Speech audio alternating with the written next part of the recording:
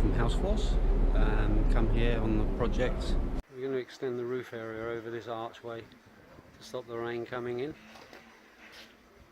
So we're going to join it similar to what they've got on the other side. So we're cutting the slots now in the holes, measuring them out the same as next door, and then we'll break them out.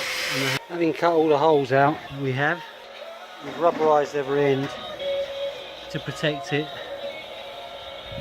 So this is the rubber on all the Vegas, and we're going to fit them in the place. So we put all the Vegas in now, all the beams for the roof area. They've all been cemented in. Should be quite nice and dry. Ready to put the rest of the roof structure on. The new roof structure is now on.